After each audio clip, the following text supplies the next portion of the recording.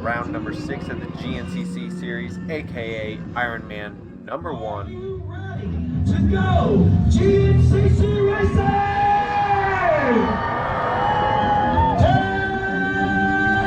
10 seconds, and row number 1, the XC1 Pro, will be off and rolling here at the Hoosier GNCC.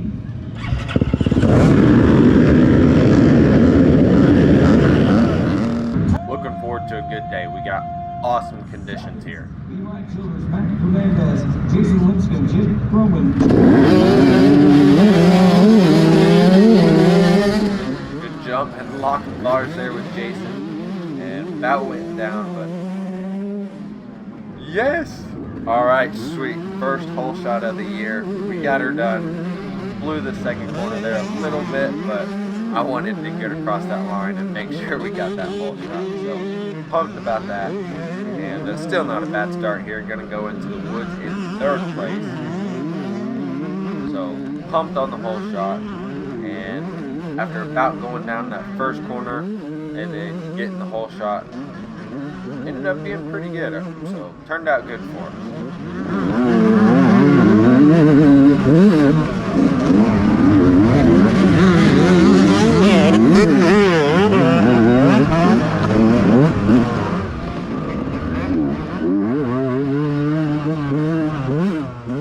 So I gotta figure this out. I don't know what it is, but we gotta get into the flow straight off the bat on these races.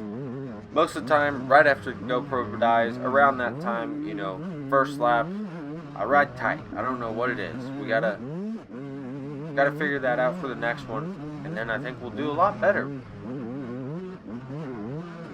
Right off the start, I just get tight and don't ride like I know how to ride.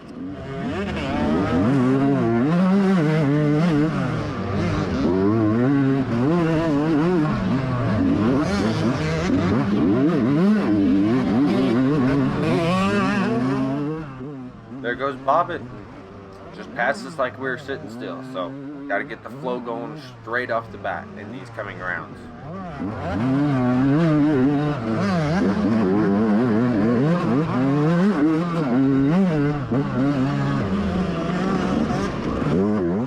These conditions, though, just have a look for yourself. It is amazing how good they are.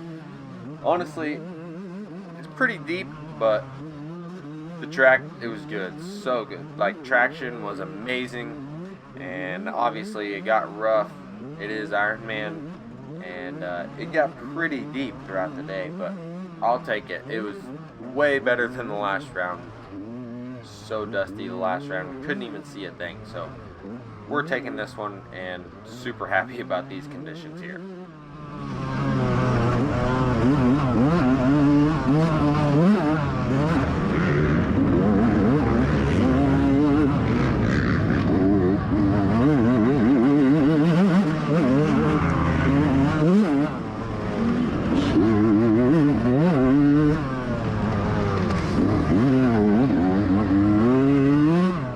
Right now I think we're back about to 5th, 6th, maybe 7th, but falling back a little bit, but just trying to get going here on this first lap. Obviously these races are long, 3 hours, and there's time to catch back up, but I think if I was able to hang with those top guys in the first few laps, then obviously it would make for a better finish, because usually we come from behind.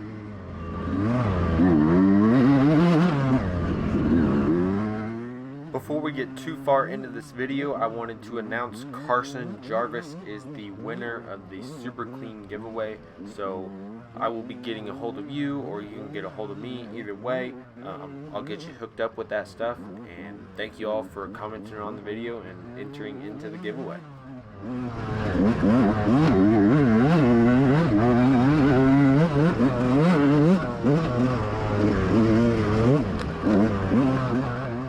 So the guys that got past me are absolutely gone, and I don't really have too many people on my rear fender right now. I think we're kind of in a hole by myself.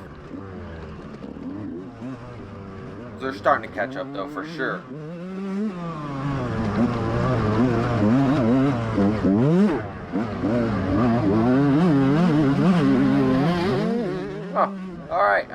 there.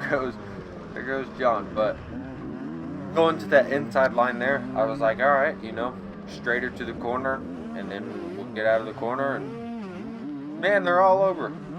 All right, so anyway, going back to what I was saying, as Ben goes past us, and we passed John now. But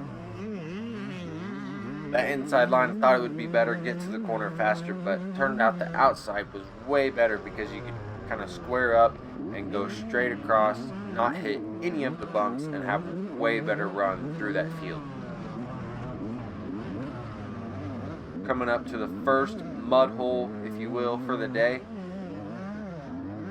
Getting through it clean. It's not too bad right now.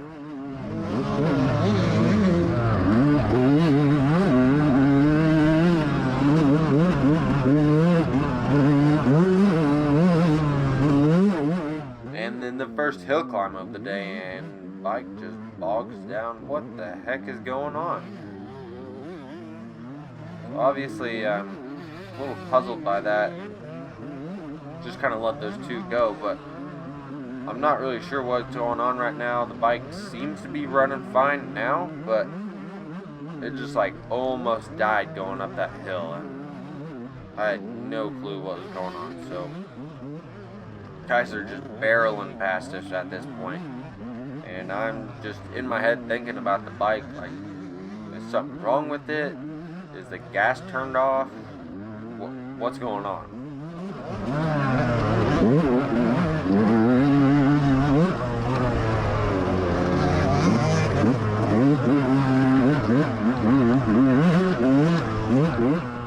The bike's running fine now and hasn't had any more issues, so we're getting able to just kind of trust a little bit more and start pushing again. So looking down, still a little skeptical, but I'm trusting that the bike is running okay now.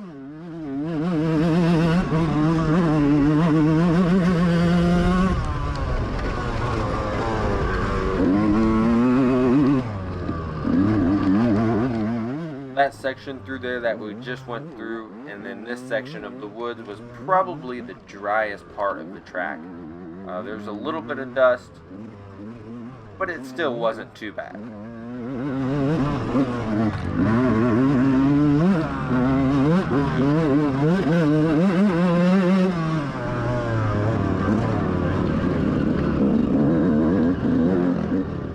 So if you look over to your right there, that's going to be Ironman Hill, but unfortunately they didn't send us up it this round, so I guess they're just saving it for the actual Ironman race.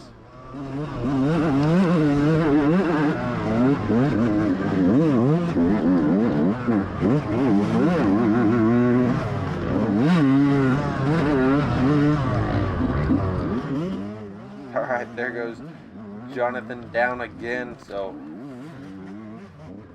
not sure what's going on with him. He's usually kind of the top guy, so he's I'm just gonna let him go back by here because he's blowing my doors off at this point. But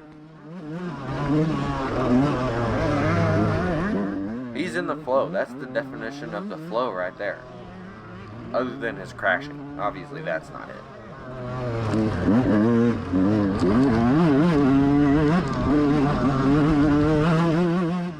So that rut in that field there was amazing. Just carved right around the whole time. It wasn't bumpy. And as the laps go on, though, it obviously got some acceleration bumps in it, but it was good at those first couple laps.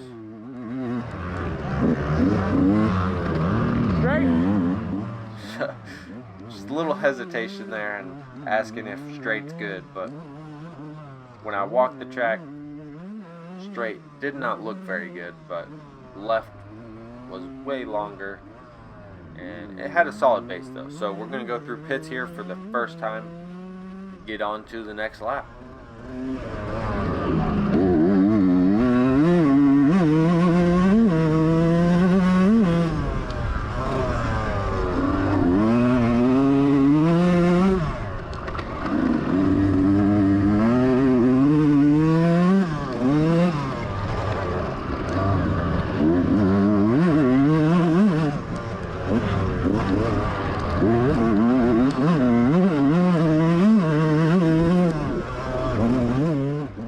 Jeez, I got a kick from that one right there. Just tried to wheelie up that a little bit, and it ended up kicking me sideways.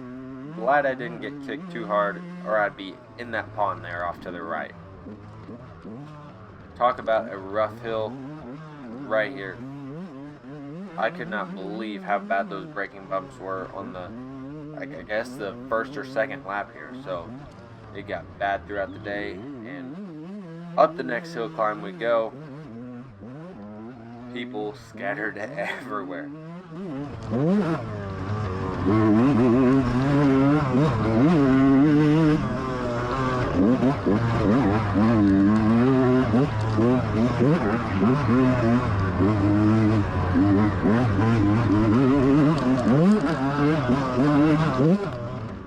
This line down this hill, I was a little unsure about. It was pretty steep, and then that root kind of in the middle of it.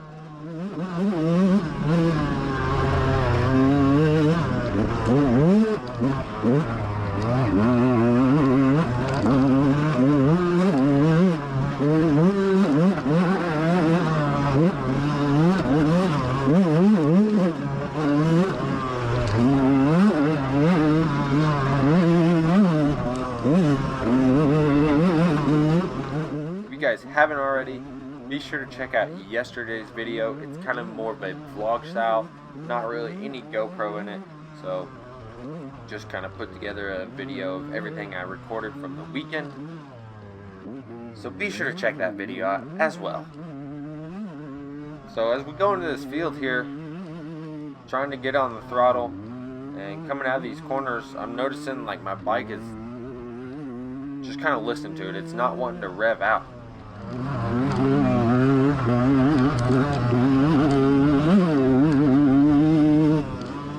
just thinking like, man, what's going on? It's not running good, and yeah, at this point I know something's up with it. Yeah, that's hearing some rattling going on. So right now I'm thinking there's definitely something wrong with my bike. Hopefully I can make it through this 3-hour race and maybe just nurse it in, but it is not sounding good at all right now.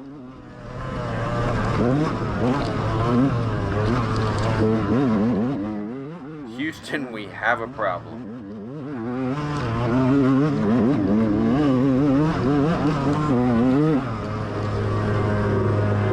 Pretty sure it's about to blow up.